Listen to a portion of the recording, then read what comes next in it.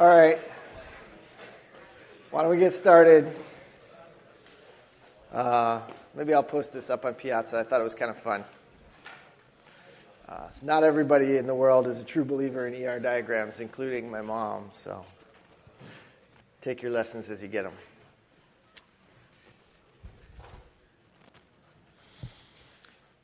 But you will do more exciting things than building accounts receivable applications, I promise.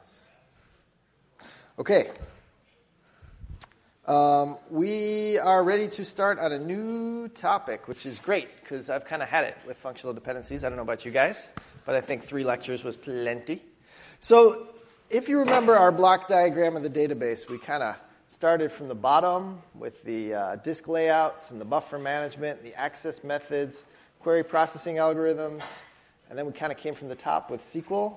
And it all meets in the middle today with the query optimizer. Okay, so we're going to connect declarative queries that say what they want but not how to get it, with imperative code, all that stuff we learned how to implement. We connect that with the query optimizer. This is where, the magic happens, if you will. It's pretty straightforward magic once you get to know it. It's also old magic, but it's good magic. Okay, so let's get started. A little review. What is the space of things we need to worry about when we think about optimizing a query? Well, if it's a query on a single table, we know that there's a choice of operations. We could choose to scan tables that are in heap file format, or we could use indexes. And this might depend on how many buffer pool pages we have. It might depend on some statistics about the data. We'll see all these sorts of things today. What about if we're thinking about joins? Well, there's lots of different join algorithms to choose from. So, for example, we know that this chunk, or block, as they call it in the book, nested loops join, is nice and simple to implement, and it takes good advantage of that extra memory by bringing things in chunks. Index nested loops joins, though, could be even better if, like you have a very small outer relation and a very big indexed inner relation, because then you just do a few index lookups, one per tuple in the outer relation, and life is good. So if you have a really big table, put an index on it, then little tables will join with it nicely with an index nested loops join. So that's good. We know that sort merge join does well with modest amounts of memory because it only needs square root the size of the bigger table, right? So that's good. It's bad with duplicates. What do I mean by that? Oh, well, when you're actually doing the join part, right, the duplicates create that cross-product effect. But you would have to do that in any algorithm, actually, because you have to form those pairs. So I'm not really sure I even like that characterization. I think that's wrong. I probably put it there late one night, and I should take it back out. So I'm just going to do that. It's just fine. Okay, so sort merge join is nice. It's predictable. It's got a small memory footprint and a lion. There we go. Hash join is also very much like sort merge join. It's fast. It has some issues with skewed data. Remember that hash join is particularly nice if one of the relations is smaller, because you only have to have square root of the smaller relation for hash join. Whereas with sort merge join, you may recall we needed the square root of the bigger relation as well to sort it. Now, this is great, and this is enough to get you into trouble building a query optimizer. And if you look at the query optimizer in something like MySQL, it'll kind of have stuff like this in it. A bunch of kind of rule. Actually, I haven't looked at it in a long time. Maybe it's better by now. But the way it used to be anyway, a bunch of kind of rules of thumb. It would always look for indexes when it could find them. It would choose an index nested loops join. If it couldn't find any relevant indexes, then it would choose a sort merge join, I think. And if it wasn't an equality query, it would choose a nested loops join. So that's okay, but we could be more principled about this. We could put some thought into this, and we could get this, in some sense, right. All right, so that's what we're going to work towards today, is not having this be a pile of heuristics, but something a little more principled. All right, so a little overview of kind of the big picture. You take your query, and you can convert it directly into relational algebra in a naive way, right? In some sense, even though this relational algebra expression down here seems to have some decisions baked into it, like the selection is outside of the parentheses, the join has reserves on the left and sailors on the right, it's a little more prescriptive maybe than the SQL, which is fully declarative. The truth is, and of course this corresponds exactly to this plan tree. We could be messing with trees, or we could be messing with the mapping from queries to trees, and that's equivalent. All right, so keep in mind as we talk today that we will, in the spirit of what's in the book, talk about how we go from a declarative query to one of many trees. All right, where a tree looks like that. Plan trees. But you could equivalently say, we'll go from the query, we'll generate one plan tree, and then we'll just start to massage it in every way we can to change it into other equivalent plan trees. And that's going to be the same idea. It's just a different way of getting at it. Our approach is going to be from this query, we could generate one of many of these plan trees, and we'll generate lots of them. Okay. Anyway, the basic idea is we convert from query to relational algebra, which can be drawn as a tree, right? And for each operator in that tree, this is still logical, right? This is still just a description of the algebra. It doesn't say how physically to implement it. So each operator, like a join or a selection or a table access, those could be converted into one of many algorithms, right? So that's called a physical plan. So we'll go from a query to a logical plan to a physical plan. And of course, we can reorder the logical plan as well. So there's a lot of decisions to make. Let's be a little more specific. What is a plan? A plan is going to be a tree of relational operators, so it's a relational algebra expression, where every operator has an algorithm associated with it. So we know how we're implementing each one of these steps in the plan. So that's going to be a query plan. And of course, each one of those relational algebra operators is in essence being mapped to an iterator implementation. Right? So that's all we're doing. We're taking that relational algebra expression and we're mapping it into a tree of iterators where each iterator is an actual implementation, like you guys did in Spark, right, of an algorithm. Okay, so you get a tree of iterators instead of a tree of relational algebra operators. And there's three main issues we have to think about when we're doing this. The first question is, what plans are legal? So if you give me a query, what are all the possible ways of evaluating that query? So we need to characterize in some sense what the search space is of all possible ways of executing this query. That's issue number one. Issue number two, suppose I told you there are 20 million possible query plans here. Pick the best one. Well, then you'd have to have some notion of what's best, right? You can go through all 20 million of them, find the best one. What's best? Well, we need to be able to estimate the cost of a plan, preferably without executing the plan, because that would mean running the query 20 million times to choose how to run it once. Which would be a pretty bad strategy, right? So we want a way to estimate the cost of plans without actually running them. And then the third thing is, okay, there's 20 million plans, but do we really have to look at all of them, or is there a way to prune our search? Can we do a better job searching in that space of 20 million plans? So those are the three pieces. What's the search space? How do you estimate costs in that search space? And given that you know the space and the cost metric, how can you search in the search space efficiently? So that's kind of the game of query optimization. And one of the nice things about it is that we can take each one of those questions kind of independently and then put them back together, which is nice. So the problem breaks down and componentizes quite well. Ideally, we really want to find the best plan. It is, after all, called a query optimizer. It's supposed to find the optimum. That is pretty much infeasible in practice, and we'll talk about why. So what we're going to try to do is find a good plan and avoid really lousy plans. All right, and the reason for this is roughly has to do with probability and statistics. We're going to find a plan that's expected to be good in some statistical sense. Okay? But, maybe we'll get unlucky one day. So be it. All right, but we're going to go for plans that are expected to be good and avoid plans that are going to be lousy. All right, so that's the goal. Okay, so this is kind of what it looks like from a block diagram perspective under the covers of a query optimizer. A query comes in, it gets parsed into an abstract syntax tree of some kind. Hopefully you took a compiler's class or you've played with a parser, but nothing interesting happens other than we turn a string into an expression we can manipulate. And then that thing goes into the query optimizer. And what the query optimizer does is it engages in something of a dependency loop between something that generates multiple plans and something that estimates the cost of those plans. All right, so those are two separable components in the query optimizer that call each other back and forth. Okay, and the plan cost estimator in particular is going to have to look in the catalog to look at the schemas of the relations and make sense of them, and also to look at statistics about the relations. And we'll talk about what those statistics will be, because they're going to determine the costs of our query operators. And I'll remind you of some of this, and then we'll look at some new things today that we haven't thought about before as well.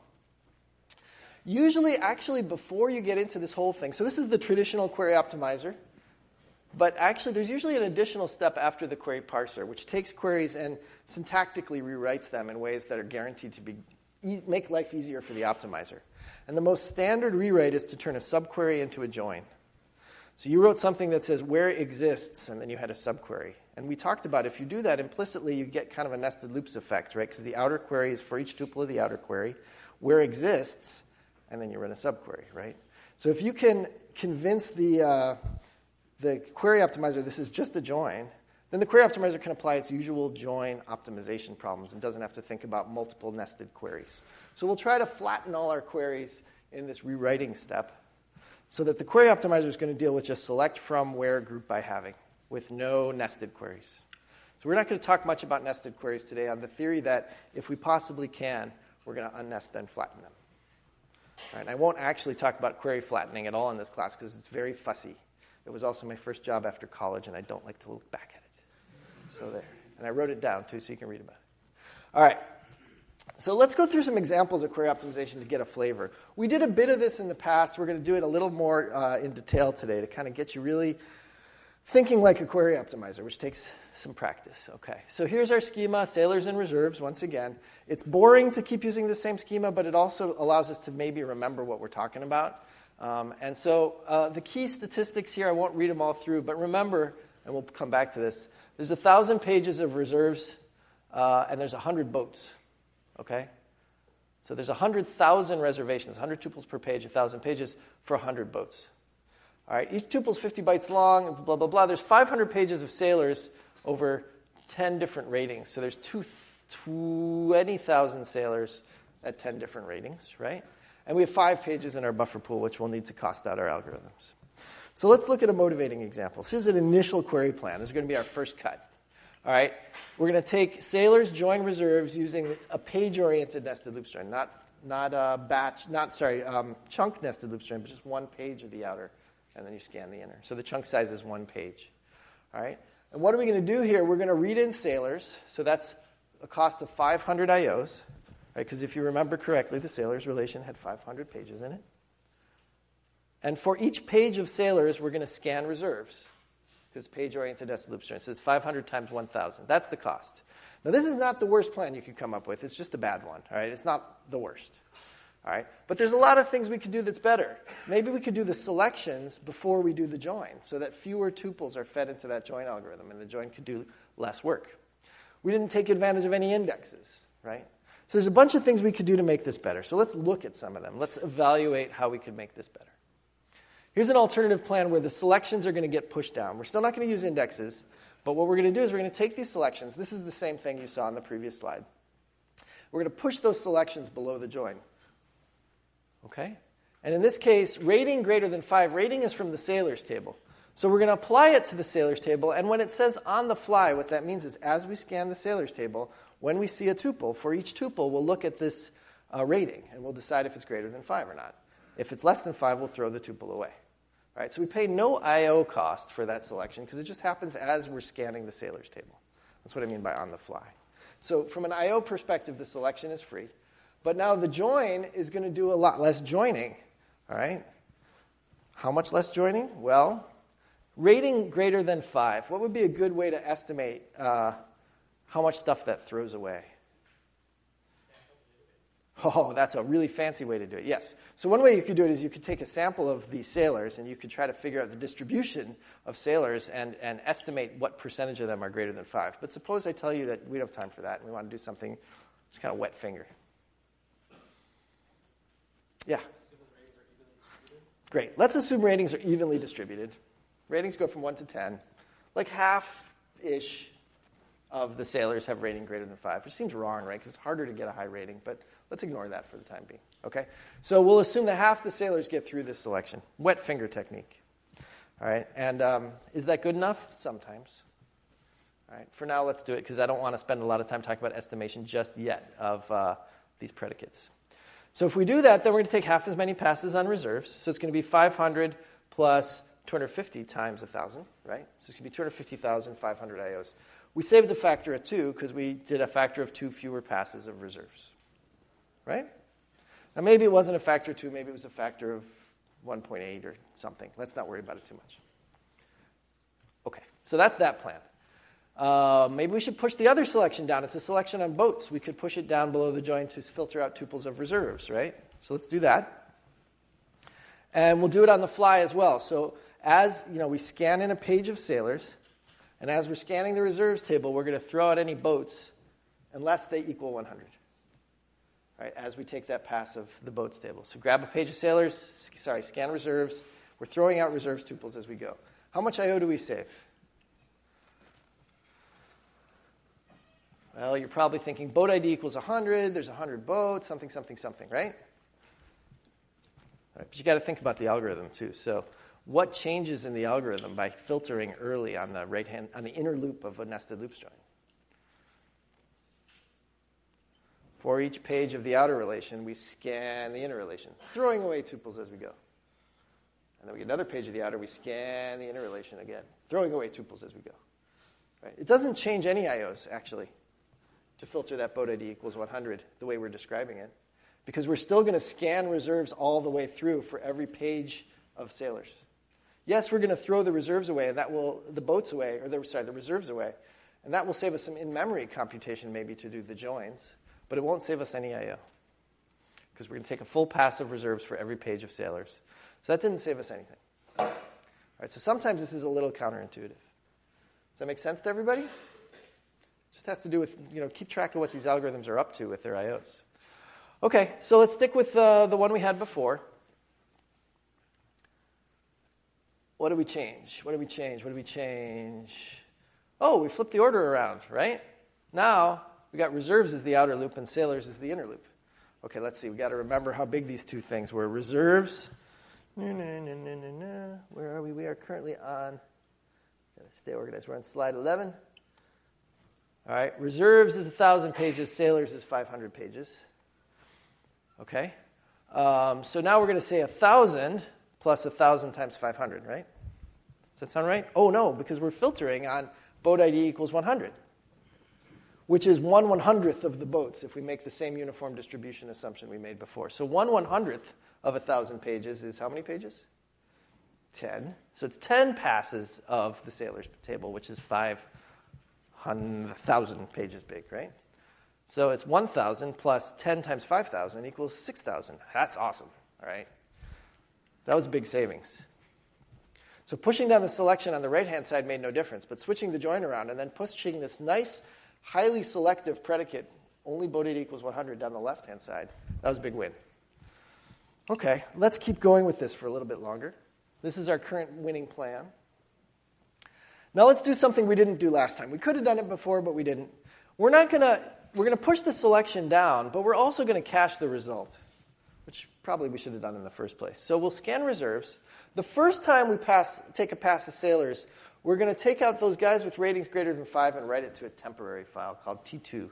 And from then on, we're just going to scan T2 every time we read a page of reserves. Right? So there's sort of a different plan here, really, that's going on. You might even say there's a different physical operator for selection. It's a materialization operator. It materializes its output. Okay? If we do that, well, you got to work this out. Reserves is 1,000. The first time you read sailors, it's 500, and it costs $250 to write it down. That's the temp cost for writing. And then for every page of reserves, we scan the temp table, which is 250 big. Right? So we actually, this is getting better. Still better. Okay, now let's flip the order of the joins around again. But let's play the trick we should have played in the first place, which is to write that reserves relation to a temp. Now what do we got? All right, this is going to get better. We've got 500 to scan sailors, 1,000 to read reserves, but only 1/100th of it gets written back because there's 100 different boat IDs, and we're only picking one of them. All right, so it's 10 to write it back. Sorry, 500 to scan sailors, 1,000 to scan reserves, 10 to write the temp, and then 250 because of the selection on rating, times 10 to do the actual joining. Make sense? All right. So things are getting a little bit smaller. That one's probably in the noise. The difference between 4250 and 4010 could easily be swamped by our ridiculous estimates about uniformity, right? That boat IDs are uniformly distributed and ratings are uniformly distributed. But let's just go with our assumptions for now. What about sort, merge, join? We haven't thought about that. Let's go through the exercise. So remember, we're going to sort, merge, join the results of the selections. So sort, merge, joining BID, we're only going to sort, merge, join, 10 pages, right? And sort, merge, joining, rating, we're going to sort, merge, join 250 pages. This is not that bad. So scan reserves and write the temp. That's 10 pages, 10. Scan sailors and write the temp, which is 250 pages. That's a total of 750. Sorting T1 is 2 pass on those 10 pages. Sorting T2, I think, is an extra pass, hence the 2 times 4 times 250, because we've only got 5 pages of buffer pool, right? So we're going to sort in 2 passes for T1 and 3 passes for T2. And then merge, which is just read the outputs, that's a total of 2,300. Add that all up, it's 4060. It's actually a little bit cheaper than what we had before, right? Before we had 4010. No, it's a little bit more expensive, so it didn't pay off yet. All right. Oh, yeah. Now, what if we weren't using page-oriented nested loops? We were using chunk-oriented nested loops. We could bring in more pages of the outer for every scan of the inner. We could get the total cost down to $27.70. So nested loops join is actually looking pretty good. Oh, here's another trick we haven't played yet. We could push those projections down as well. So what columns do we need to generate S-name at the output? Well, we don't need all the columns from reserves and sailors. For reserves and sailors, we need enough of the columns to do the selections and the join and the projection and nothing else, right? We just need the columns that are referenced upstream or sort of downstream, up on the board. So if you start pushing the projections, T1 only needs SID. T2 only needs SID and name after the selections, okay? And so T1 will actually, once you sort of pare away the columns, fit in 3 pages. And the cost of the chunk nested loops join is really cheap then. So you're only paying for the cost of reading and materializing, and the total ends up less than 2,000. All right, so we went through a lot of examples. Let's do one more, which is what about indexes? So we got the cost down under 2,000. I will just remind you before we move on. The initial cost was 500,500. Okay, so this makes a big difference. All right, what about with indexes? Well, got to think about whether they're clustered or not, right? Because this is going to affect the number of IOs we do. If we have a clustered index on the boat ID of reserves, in the example on the right, so reserves is the outer relation, we will access to get all of the boats with ID 100, of which there are a lot. I don't forget the numbers. There are a bunch of them. So you want it to be clustered because you're going to scan a whole bunch of things that have BID equals 100. But if they're all, it's 1,000 tuples. There we go. If they're all together, then it's 1,000 tuples, 100 tuples per page. It's only 10 pages worth of heap file that we'll go look at to get the reserves tuples. Okay, so that index lookup, select BID equals 100 on reserves, is going to result in 10 pages of heap file scan, plus maybe the cost to go down the index, but let's say that's free. And then we can do an index nested loops join on the fly. We don't have to write down the result of that index lookup. Tuples come out of the index, they stream right into this nested loops join, right? And we scan sailors for each one of these. Now, pushing down projections into an index nested loops join doesn't really help because we're not storing the output of anything, right? Everything's streaming past, and so there's no IOs to write anything, so there's no benefit to throwing away columns. At least not on disk, okay? Because it's all just streaming past. Ooh, so what about an index on the right-hand side, on sailors? The join column is SID, okay? And SID in sailors is a key. Agreed? Sailor ID. If it's a key, that means there's only one tuple for every SID that's in the heap file. SID4 is in one place, SID6 is in another place. But there's only one SID4. So we don't actually need that heap file that index to even be clustered because we're never looking up ranges and we're never looking up duplicates. We're just doing point lookups of individuals in it. And so we can have an unclustered index on SID. That's totally fine. All right? Because we're using the index, it's not really all that meaningful to have the selection below the join. So think about this. You get a tuple from reserves. You're going to do an index lookup in the index on sailors by SID. And when you get the match, you send it to the output. Right? Does it matter whether you think about applying the selection after the join or before the join? It kind of doesn't matter from an I/O perspective. You got a tuple of reserves. You did a lookup into sailors. You could throw it away before you put them together in memory, or you could put them together in memory and throw it away after, but it wouldn't affect your I/O. Okay, so pushing down the selection on the right makes no real difference. All right. If you use this plan, we have the clustered index on the left. The unclustered index is fine on the right. You get down to 1210 IOs. All right, that was maybe a little tedious, yeah? All right, but hopefully gave you a sense of why we hammered home the query execution algorithm cost so much in the first half of the class and on the midterm, because we want you to understand why this works. Now that you understand why we need to go through this plan space and exactly how you cost things out, you'll get a sense that you want to mechanize this. You don't want to figure this out on your own. Every time you write down a query or you think of, gee, there's something I want to do with my data, you don't want to do what I just did for the last 5 minutes. It's boring, right? You want an algorithm to do that for you. So that's what the query optimizer is going to be. All right? So to sum up, there are lots of different plans, even for a relatively simple query. There's exponentially many plans, folks. Right? There's a lot of plans. It's a hard, in the theoretical sense, problem to do query optimization. It's NP hard. People often think that they're better than the optimizer, and sometimes they are, and then they feel validated. But usually they're not better, and often they're worse, and usually it's way too boring to even worry about. So I don't understand why people are like, query optimizers, get in my way. I want to write the code myself. Like, give me a break. At least look at what the query optimizer says, and if you think you could do better, you could tweak it, right? But like the idea that query optimizers are somehow in your way just is like crazy to me. All right? Because like who wants to enumerate an exponential space of shit? It's boring.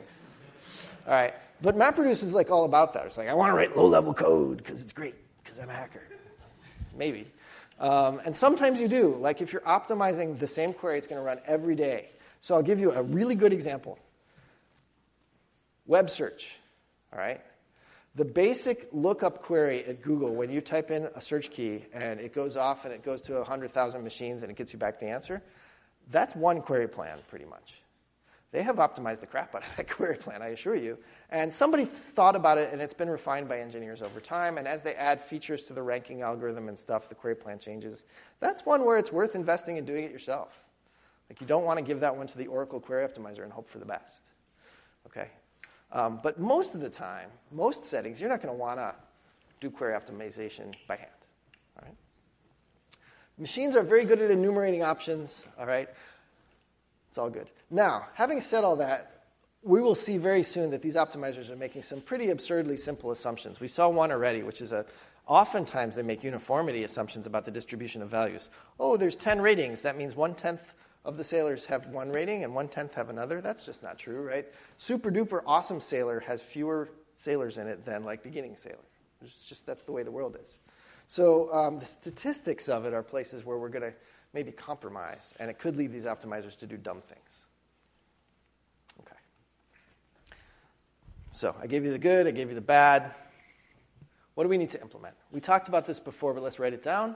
Given that we have a closed set of operators, now this doesn't have to be relational databases and relational operators. This could be any declarative language you like. All right, so the same structure that we're going to learn about applies to XML query languages or JSON query languages or crazy Spark, MapReduce, make up your next query language. All right, this framework for query optimization applies. So we're going to set up this closed set of operators. What do I mean by closed? I mean that the output of one operator can be fed into the input of another. All right, so it's a closed language. You can construct sentences where any sentence in this language could be feed input to another operator in the language, like in algebra. So a closed set of operators, like, for example, relational operators take tables in and produce tables out, right? And then we're going to have encapsulation of these operators so that we know that they can be implemented we can string them together from an implementation perspective, a la iterators, so that we can keep composing them physically, not just logically, right? We can construct actual query plans. Given that, there's going to be some legal space of plans. And we're going to study the one for relational queries in this class, and it's pretty prototypical. You won't find a lot of things that are wildly different than relational queries. But there are some subtleties when you deal with JSON or XML or what have you. But for the most part, this is prototypical. We'll study relational queries and how the plan space works for those. So what are the equivalent queries? And somebody asked this like weeks and weeks ago when we studied the algebra. What are legal rewritings of the algebra? When can we push a selection below a join? Is that always correct, et cetera? So we have to figure that out, these relational equivalences. We also have to figure out the physical implementations. How many different join algorithms does our system have, and what are we going to choose between? Given that plan space, the cross product of all those options is going to create the space of all possible plans that are the same. Then we need to do cost estimation. Cost estimation is going to have two pieces. I give you an algorithm like sort, merge, join, and you write down the cost formula for sort, merge, join. That part we already studied. The second part, though, is size estimation. Usually the costs for these algorithms depend on the sizes of their inputs. So how do you estimate the size of the input to, say, a join when it's in the middle of a big tree full of joins? Because it depends on all the things below it. The size of the input to this guy depends on the sizes of the outputs of all the things streaming into it. So how do we estimate these sizes?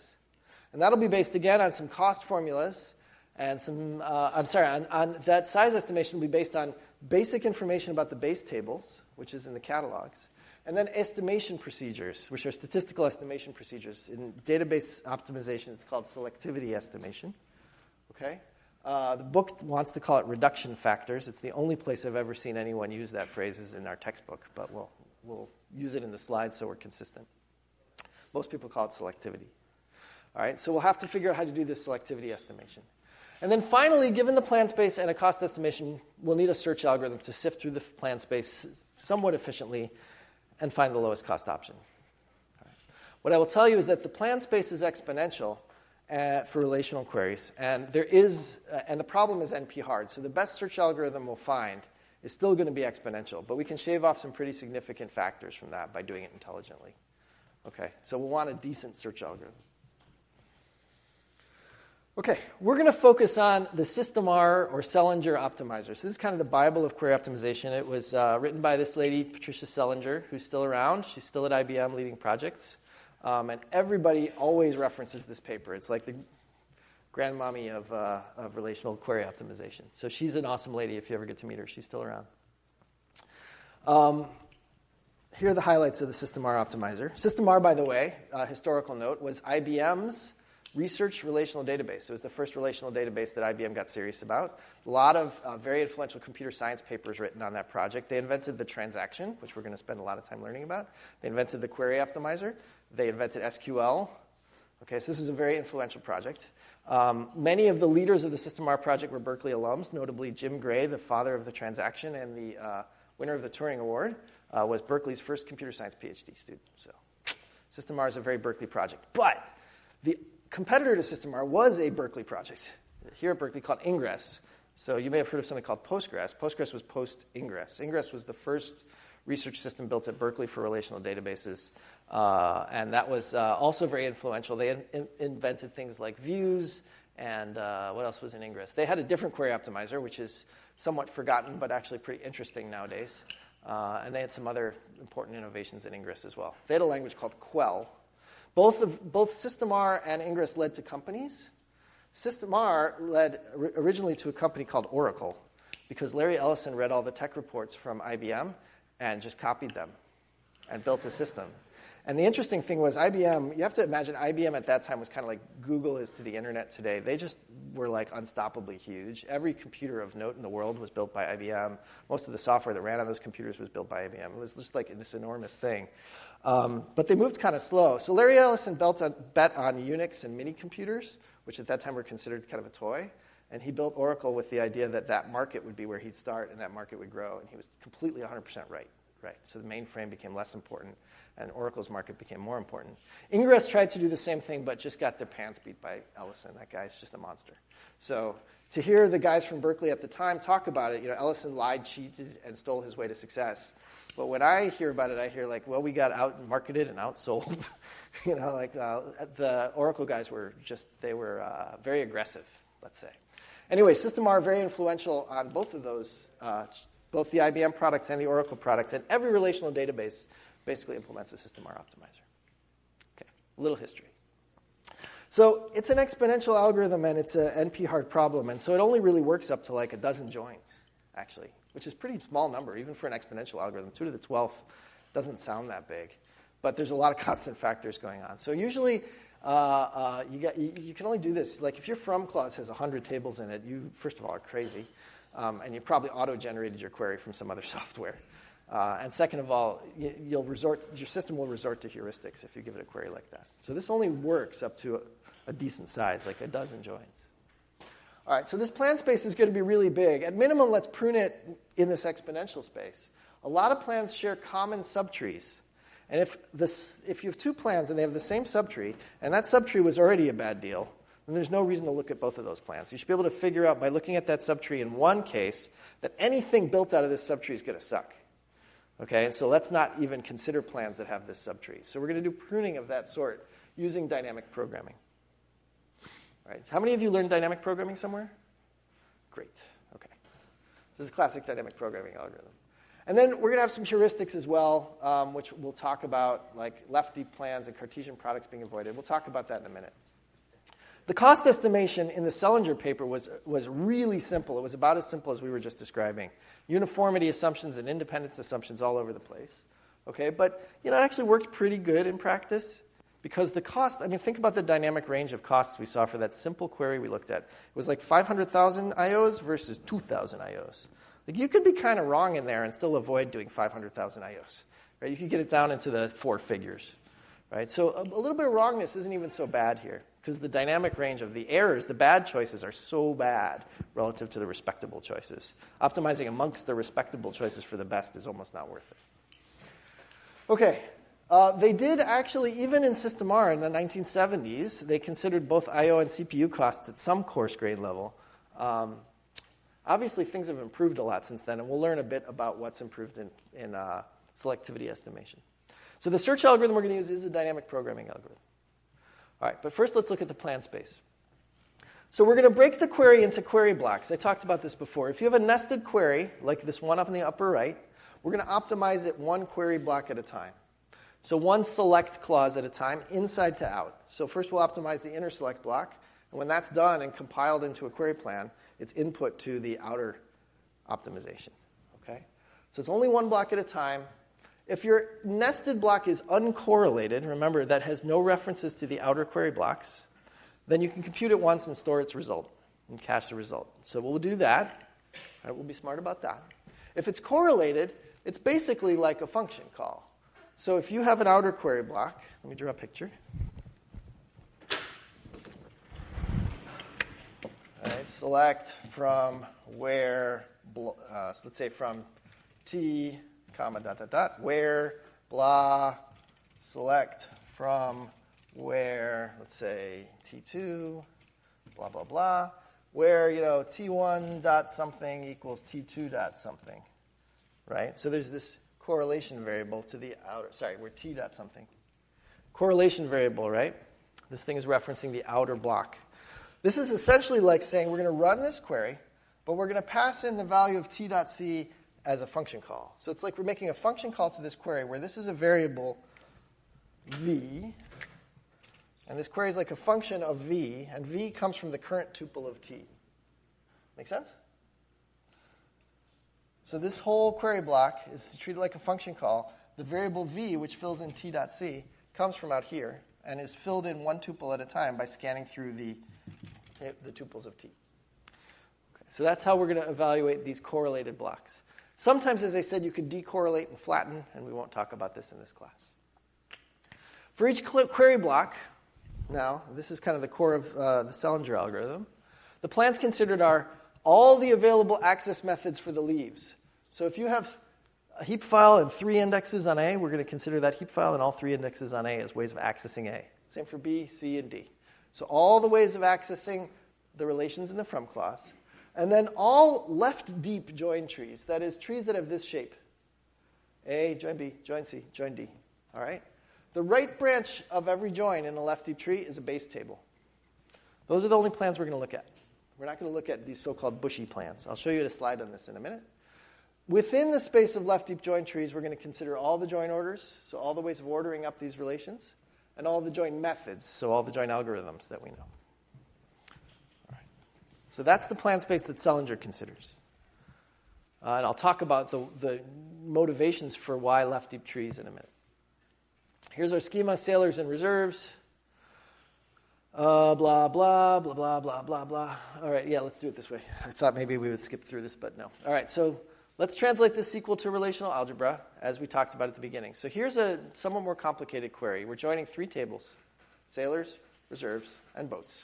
And the reason we're doing that is we want to look up properties of for each reservation. We want to look up properties of the sailor and properties of the boat. Okay? So we're going to join sailors to reserves on sailor ID. We're going to join reserves to boats on boat ID. The reason we want boats in there is because we're interested in red boats, and that's only stored in the boats table. So b.color equals red. And we're going to group it by sailor ID And we're going to have the minimum r.day per group, but only for those groups where the count is greater than or equal to 2.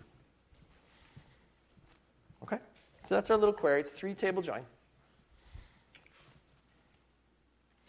First thing we can do is translate it to relational algebra, just for fun. This is a naive query optimizer. It said, okay, let's take the from clause. We'll join up everything in the from clause in the order you typed it. And then we'll select out the red stuff. And then we'll group by the SID. And then we'll do the halving. And then we'll do the aggregates. All right, so this is kind of the null query optimizer, the one that doesn't think at all. This is what we actually looked at early in the class when we were understanding what SQL meant. With that, we can think about what's legal in the relational algebra to translate this query to something better. All right, so this is the first thing we need to do, is talk about what are the equivalences in the relational algebra that allow us to consider other plans. So we talked about pushing selections down. So first of all, what can you do with selections themselves? If you have a selection with a conjunction of clauses, see where I am up here in the slide? That's the first bullet here, so maybe I'll use computer technology here we go. See this set of clauses? You can break that down into a cascade of selections. Those are equivalent. They mean the same thing, right? Conjunction and nested selection are the same thing. All right? And selections commute. So C1 of C2 is the same as C2 of C1. Make sense? Should make sense. All right, you can prove all these things, but it's boring. It's straightforward, right? Projections are a little weirder than that, actually. So the projection of A1 on R is the same as a cascade of projections where they're increasingly bigger on the interior. So look what happened here. We threw away AN, and then we threw away AN minus 1 and AN minus 2 until we were left with just A1. All right. So actually, you can always throw away more columns later, is the way to say that, way to think about that with projection cascade. Now, importantly for query optimization, Cartesian product is associative and commutative. So it's associative, which means R cross S cross T equals R cross S cross T, right? And let's draw that picture. Because we'll look at a lot of plan trees later. It's good to have a sort of visual sense of this. R cross S cross T, right? Which comes down here. The left-hand side of that equivalence is equivalent to R cross S, cross T. Right? The thing on the right is what we call the left deep tree. The thing on the left is actually a right deep tree. We're only going to look at left deep trees. These things are also commutative. So R cross S equals S cross R. All right? That's nice because they're commutative and associative. You can do them in any order. You can do cross products in any order, and it means the same thing. So, if you want to say R cross S cross T equals T cross S cross R with the usual binding rules, all right?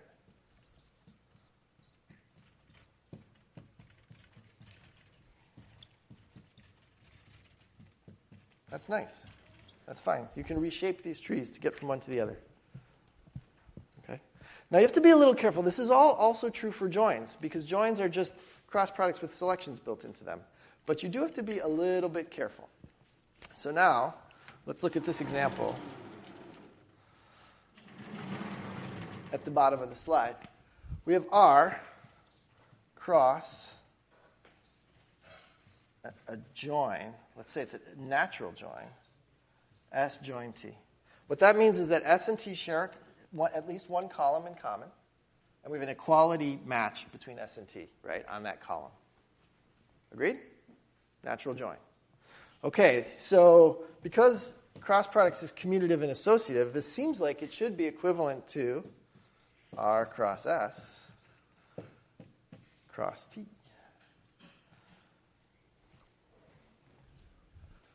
All right. Join. Good. And that feels pretty good, right? So here, we're still taking a cross product of R with something, right? And the result of that has the column that's shared with T, so we can take the natural join. So that's all good. I mean, it may not be a good idea, because now you're taking the cross product of something that might be big. Maybe T was making S smaller. right? But it's okay. But let's look at one like this, where we do R cross. Actually, even this one's not so bad. Yeah. I guess let's stop here. The thing that's weird is that S is now participating in a cross product instead of a join, right? The join was on ST pairs. There are no ST pairs available at this point, so we have to do the cross product. Let me give another example. Maybe this wasn't the best example. Here's a good example.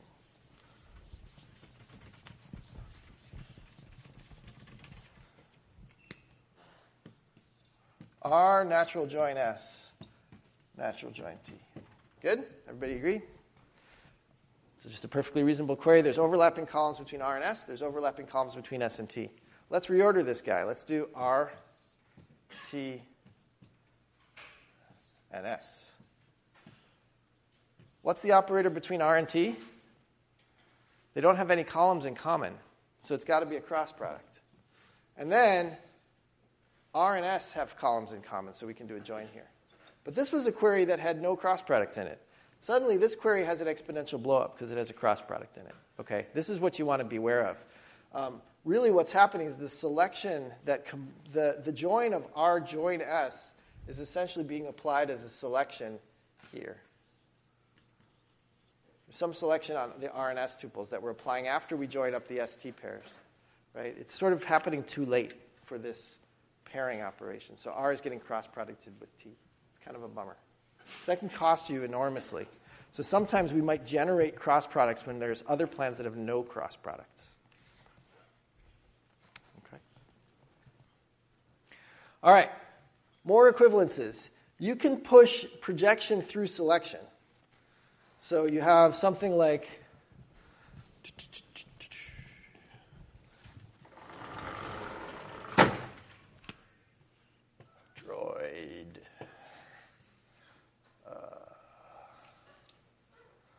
select A equals 4 of T. All right? You can push the projection down below the selection, sort of, but we're going to need this A here to evaluate the selection. So the best you can do, you can't push the projection all the way down. You can't say, this is not equivalent. Project I of T, select A equals 4, because there's no A column left anymore. Right? So you're going to have to say I comma A, and then you get rid of the I. Get rid of the A, right? So you have to cascade this projection without skipping steps. We would say this is project of I. We would rewrite this as project of I over project of I comma A over select of A equals 4 over T, right? And then we would push that guy down there. So this is cascade of projections, and this is commutativity of projection and selection. Okay? Make sense? Similar kind of rules, in a way, apply to pushing selections below joins. We saw this before. If you have a selection here, maybe you won't see that because of the board. Let me write it over here. R, join S, join T. Let's say select... what's a good example? Select, let's start with something simple. R dot A equals 5. All right? You can take this operator here. You can certainly push it down there because the R dot A is available. Once you want to go below this join, you cannot push it down this way, right? You can only push it down this way because it's referencing R dot A. Right? So this is just straightforward variable scoping. You can only push selections down where the variable is in scope. Okay? And if you have a selection that's more complex, let's look at another example now. A more interesting example might be, take this join of R, S, and T, and I want a selection that's got R dot A or, R dot A equals 4, or S dot B equals 6. All right, well, we can push this through the top join. Right? We can push it down to here. But it's essentially a selection over the join of R and S because it references both R and S. So you cannot push it down either of these branches.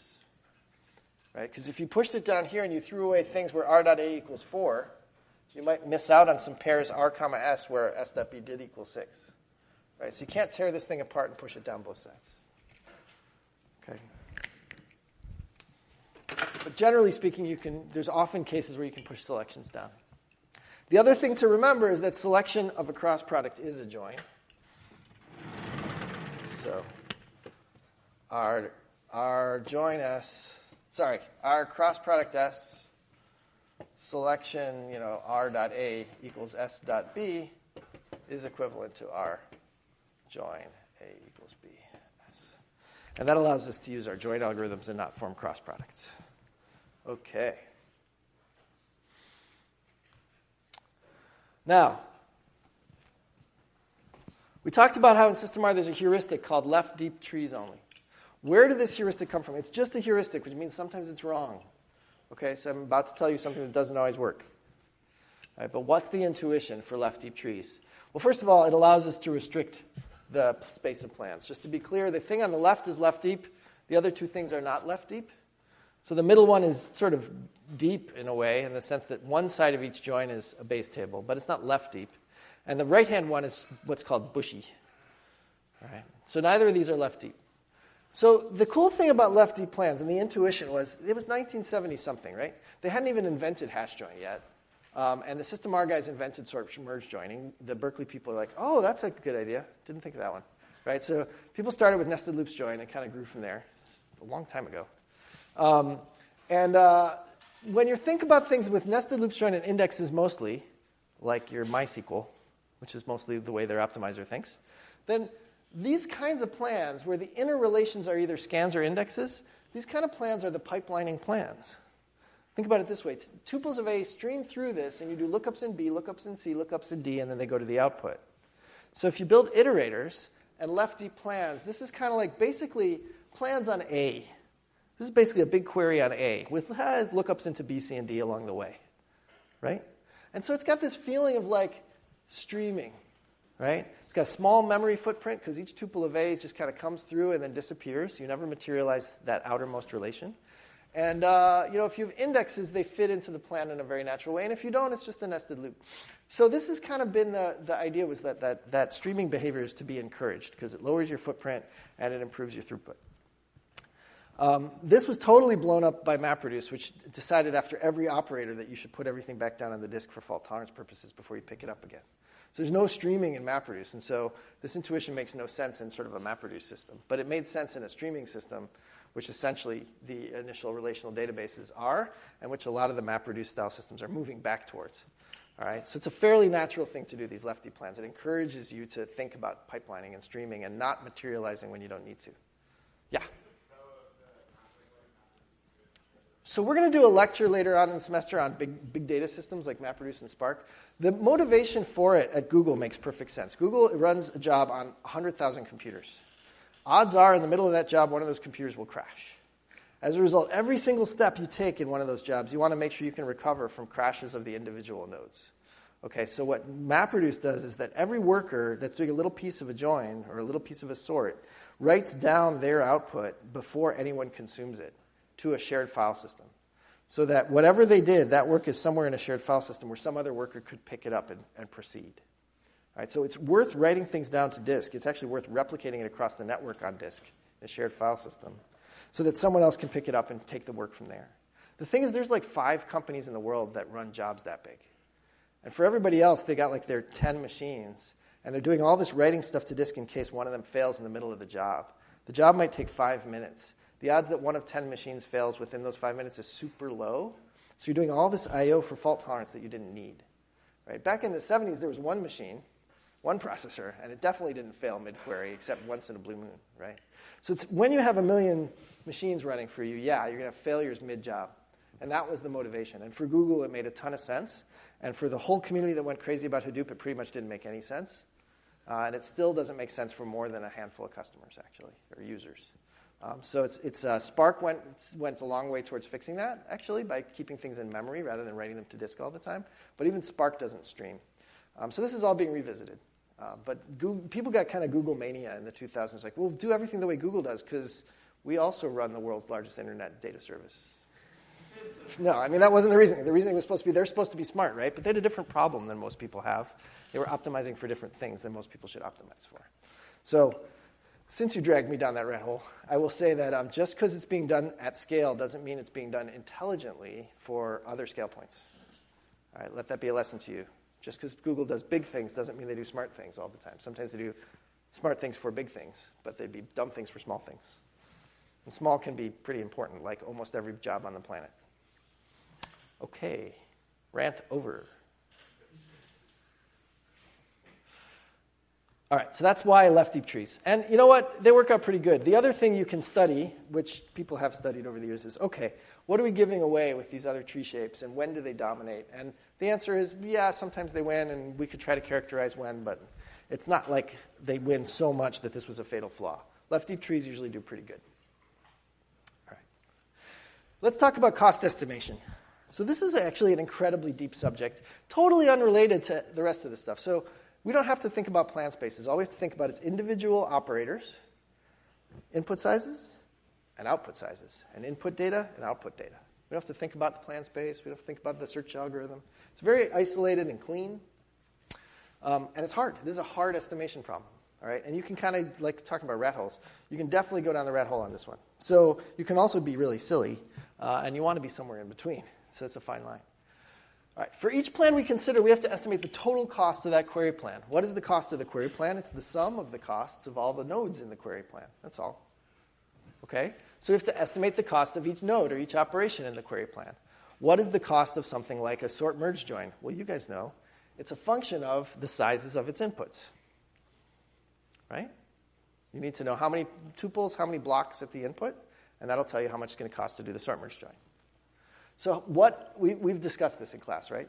But if you need to know the costs of your inputs in any closed language where you can pipe things into other things, then you need to know the sizes of the outputs like this, right? Because actually I just erased what I should have saved. If we're doing our sort merge join S, chunk nested loops join T, you can tell me based on what we've learned in class how much this will cost if I will only tell you things about R and S. That's fine. But if I tell you things about R, S, and T, and I ask you how much this will cost, your job, which I haven't taught you how to do yet, is to estimate how big this thing is, the input to that join, which is to say you have to estimate the size of the output of this join. And that's the tricky bit. Okay? So you have to estimate the size of the results for each operator in the tree other than the root, because that determines the downstream, meaning up the board, input cardinality. Downstream in the data flow, right? The data is flowing this way, so if there's a stream, it's going up the board. And the way we're going to estimate this has got to be based on the information we have, which is information about this and this and this operator. So I want to know some things about R and some things about S and some universal truths about join, okay, to be able to figure out the size of the output R join S. All right? So we're going to make some strong assumptions along the way. One of them is we're going to assume independence of predicates. We're going to assume that in a big, long query plan, each one of the subscripts, so, R.A equals S.B, S.C equals T.D, we're going to assume that these predicates are independent of each other, which in general is going to be false. Okay? Simple example. This is sailor ID. This is reservation. This is reservation again. And this is boat color. Maybe highly rated sailors like red boats. All right? In which case, there's a dependence between what sailors are associated with reservations and what boats are associated with reservations. All right? And in general, you would want to have that high-dimensional correlation matrix to figure out the exact numbers here. We're not going to do that. We're just going to assume that if you know this is 1/10 and you know this is 1/10, then the query is going to put them together and get you 1/100th of the output. All right? And we'll go through this calculation before, but I just want you to realize we're making strong independence assumptions up front. Okay. Now in System R, which is actually not that far off what people do today, the cost is going to be boiled down to a single number for each query, for each plan. And that number is going to be the number of IOs it does. In System R, they didn't even consider whether they were sequential or random. In Postgres, they at least separate sequential and random, okay? But the number of IOs is all we'll talk about in this class, plus some fudge factor times the number of tuples. All right, so if you have a number of tuples that come out of a query, assume every tuple needs to have a massage, and that massage has a constant cost, all right? CPU massage cost. And we won't worry about the details of whether hash join uses more CPU cost than sort merge join. All right, we just assume there's this constant kind of massage a tuple cost, all right, which is a fraction of an IO. All right. Given all that, the question on the bottom of the slide should be easy. Is this cost estimation the same as runtime? Is it a good approximation of runtime? Probably not, right? If we're saying, well, sorting costs the same as hashing costs the same as looping in memory, actually we didn't even measure the cost in memory. Maybe we do an exponential algorithm in memory. We're not taking very careful accounting of that. So costs here are pretty sloppy. This metric also doesn't separate sequential and random IOs. And then don't forget that we're making these crazy assumptions, like independence assumptions, that are going to make our inputs to these cost formulas wrong, too. So people have, over the years, tried to use query optimizers to estimate the true runtime of plans, and it always works terribly.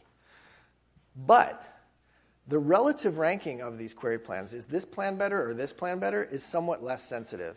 Usually, even though the estimates are wrong, it's like this one's super expensive and this one's not expensive. That kind of remains true, even with all the errors we're making in this estimation process. So remember, the optimizer's goal is to kind of rank order these plans, not actually cost them out. We want to find one that's at the top of the rankings. It's cheapish. All right. So how are we going to do that? Well, first we're going to start with some information about the base tables, statistics in the database catalog. All right. So we're going to want to know what relations we have and what indexes we have. And the catalogs will typically contain, at bare minimum, the following statistics. So this is the System R 1970s era statistics. How many tuples are there in each table? Let's keep track of that. How many disk pages are there in each table? Let's keep track of that. Those are the two statistics we've been using so far to estimate the costs of our algorithms, right? Okay, but we'll also keep, for every column, the minimum value and the maximum value. And for every column, we'll keep the number of distinct values in that column. All right? If I know the minimum, and I know the maximum, and I know the number of distinct values, think about it, drawing a picture. Let's say I'm looking at Sailor ratings, and I know they go from 0 to 10, and I know that there's exactly 10 possible values in here. Or even better, let's say there's only 4. There's only 4 distinct ratings in my data set right now. So that's pretty good. I can estimate that, 25% of my tuples are one of 4 things, right? It's sort of like a weird kind of plot of how we distribute our data that's like a big square. We sort of uniformly spread it across 4 values. We actually don't know where those 4 values are here, but we know there's only 4, all right? So we can kind of discretize this thing into 4 chunks, say all the chunks are about the same size. It's kind of like a bar chart or a histogram, but it's a really dumb one. Because all the bars are the equal height and all the bars are equal width. Okay? For an index, because we're going to have to pay the cost of walking down it, let's keep track of how tall it is. And we'll also keep track of how many pages is in that index. All right, so those are base statistics, very simple ones. Now we're going to update these only periodically. You don't want to update these on every insert, because that means every insert is 2 inserts. It's an insert into the table and an update to the statistics. So that's just expensive. We'll do it off in the background. And look, there's a lot of approximation going on in this whole business, so it's okay if we're a little out of date. All right, so maybe this runs in the background in a background thread. Maybe it runs once a day, whatever. This is really baby stuff. So modern database systems, particularly the commercial guys, have invested a lot of money. So Microsoft and IBM and Oracle, the sort of very old, mature databases, have a lot more statistics baked into the optimizer. We'll talk about some of them. Among other things, they'll keep better histograms than this. Okay, that's sort of where it starts. And it kind of goes from there. We'll talk a little bit about that. All right, let's do some simple size estimation using those basic statistics. All right. So the maximum output cardinality of any query block, select from where, is the product of the input cardinalities. Because the biggest thing you can do in the relational algebra is a cross product. Right? That's the growingest operator we got. So we know that things are no bigger than the product of the input cardinalities. The question is, how much smaller is it than that? right? And this goes back to our trivial query plan, the one we started the class with, which is the one where we have all the cross products with a big selection on the top, right?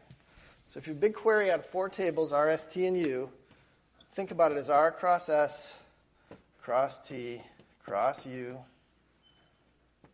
with a giant selection on the top for everything else in the where clause. You know at this point how big the output is, because the cross product is the product of the cardinalities of the tables. The question is only how much are we throwing away with this big selection at the top. So the selectivity is what we want to estimate. How much are we throwing away? And each term in the where clause, each one of these outer conjuncts in the where clause, you see the where clause is term 1 and blah and term k. Those outermost conjuncts of the where clause, we'll call those terms. Okay? Each one of those terms has a selectivity that we want to estimate. And what we're going to do is assume the terms are independent and multiply their selectivities together to get the selectivity for the whole query. So the selectivity associated with each term reflects the impact of the term in reducing result size. It's the size of the output of that term over the size of the input of that term. So when we talk about selectivity, it's always size of output over size of input. How much smaller did things get? Notice that size of output is always smaller here, so this is always a number less than 1. It's a probability, actually, is what it is. It's the probability that a tuple will make it through that term. Okay? So it's a number between 0 and 1. Selectivity, so the result cardinality is going to be the maximum number of tuples, which is the cross product of all the tables, times the product of these selectivities of the terms, because we're assuming they're independent. So we can multiply, if this term throws away 9/10 of the tuples, and this term throws away 9/10, then they each have selectivity 1/10. 1/10 times 1/10 is 1/100th. All right? So that's an independence assumption, though, between my two hands. All right? So just note that the book calls selectivity reduction factor, but everybody else in the universe that I know calls it selectivity. Every database person calls it selectivity. Here's a sort of confusing thing. Highly selective in common English is the opposite of what it means here. So when we say Berkeley is a highly selective college, what we mean is that it admits very few people. But high selectivity here, like 9 out of 10 tuples go through the output, is the opposite. That's like, I don't want to say what school, but the schools that let 9/10 of their students in, right? So when we say a predicate has high selectivity, that means it lets through most of the tuples, size of output over size of input. Okay. Cool. So here's where things get weird. We'll do this today, and then we'll maybe finish it tomorrow or review it. Not tomorrow, but next time. Let's do our result size estimation for different kinds of terms. Most of these are straightforward, and then there's some that are kind of head-scratchers. So the result cardinality, remember, is maximum number of tuples times the product of the reduction factors. So what is the reduction factor for a term that's of the form column equals value? Sailor ID equals 100. Okay? Well, given that we know the number of distinct keys on that column, we know there's 100 different sailors, then we could say that the reduction factor is 1 over that, right? Equality selection, column equals value, is 1 over the number of distinct values. And that's a uniformity assumption on the domain, right? We say, well, if there's k distinct values, then it's equally likely that each one of those k is going to come out. That may be a terrible assumption, but it's the assumption that we're going to make for now. All right? We'll make it better next week. All right, but that's the sort of basic system R assumption. All right. What about column 1 equals column 2? All right, that comes up in joins, obviously. It also comes up in single tables. You could say, I want to find all people whose first name is the same as their last name. More typical that you see it in joins, though. All right, but remember that saying that sailor ID in sailors equals sailor ID in reserves, which is the usual join case, right? So we have sailors, and we have reserves, and we say sailor ID equals sailor ID. This is the same as S cross R select SID equals SID2 or whatever, right? So really, this is just a selection on a single table. Oh, that table got generated by a cross product, but whatever. So there's really no conceptual difference between last name equals first name and reserves.sailor ID equals sailors.sailor ID. All right, so here's the expression for it. It's 1 over the larger of the two cardinalities. It's a little weird. 1 over the bigger one, which means that we're getting a smaller number, right? Because the denominator is the bigger of the two choices. Why would the selectivity be the smaller of the two choices? One intuition comes from joins, but another intuition comes from bunnies. So let's do bunnies. You can't really tell that their ears are different colors on this screen, but they are.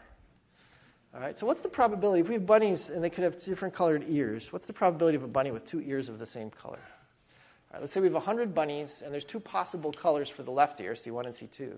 There's 10 possible colors for the right ear, because this is what happens with bunnies. I don't know. It's genetics of bunnies. You learned it here. All right? And the ears are independent trials, okay? So what's the probability that the left equals the right? Well, it's the sum over all colors of the probability of getting that pair of colors, right? It's the sum of red, blue, green, green, etc. All right? But keep in mind, there are only 2 distinct left ear colors, and there's 10 distinct right ear colors. And the only matches, so P of C1, C1 plus P of C2, C2 plus P of C3, C3, but the only matches are 1 and 1. And 2 and 2, right? So the first clause here, P of C1, C1, is a half of the left ears times a tenth of the right ears, right? Probability. Second one, 50% probability that the left ear is C2. 10th probability that it's C2 on the right ear. And the rest of them, those colors don't appear on the left ear, so they're 0. Add this all up, it's 1/10, not 1/2. Does that make sense? Right? When you add this up, because the options that are not available on the left-hand side kind of cancel out on the right-hand side, you end up with just the 1 over the max. Right? And you could try this a couple times and kind of convince yourself of this, but it is 1 over the max, all right? With all the independence assumptions that we made. Okay, so that's the weird one. Column 1 equals column 2. It's just, I never found it intuitive, but it is true with all those independence assumptions being made. Now, if you have column greater than value, you need to think about kind of somewhat bigger ranges. So you want the maximum value minus the value in the query. It's worth drawing a picture, right? And I erased the one we had. So we have a distribution of ratings of sailors, let's say, between 1 and 10. And I want rating greater than 5. And we're making a crazy uniformity assumption on ratings of sailors. So this is the x-axis of ratings. This is 0. This is 10. This is ratings. I want to know how much stuff is there from 5 up to 10, right? So it is the number of values, with the maximum value being 10, minus the value in the query. So this is value. And this is high of I. The maximum value stored, okay, over this should be 1. This minus that over the full range. It's the range of the query over the range of the data is the selectivity, right? And there's a +1 in there to make it work right, because, right, that's the old trick. How many fingers do I have? I have 11 fingers, right? 10, 9, 8, 7, 6, and 5 is 11. Did your dad ever do that to you? You have to be careful with your off by ones. All right. So that's term column greater than value. Huge independence assumptions and uniformity assumptions baked into all of this, all right, which are often wrong. Oh, by the way, the Salinger paper has this great piece of advice, which is if you don't have the relevant statistics in the catalog, then the selectivity is a 10th. Because it is. Because you need to pick something. So their magic number is a 10th. If you don't know any better, say it's a 10th. Fair enough. Okay, so we looked at the probability of left ear equals right ear. Let's look at what Postgres does. This is the latest version. I went and refreshed this slide, which means to say it's the same as it was 3 years ago. And I double-checked. All right, so here's the default selectivities in Postgres for things. The default equality selectivity, if they don't have statistics on the tables, is 1/200th, it looks like. Not a 10th. So things have progressed since 1970. We've gone from a 10th to a 200th. The default inequality is a 1/3 for some reason. I mean, so these are just in there for when the optimizer doesn't know any better. You have to put something because it's software and it needs a number.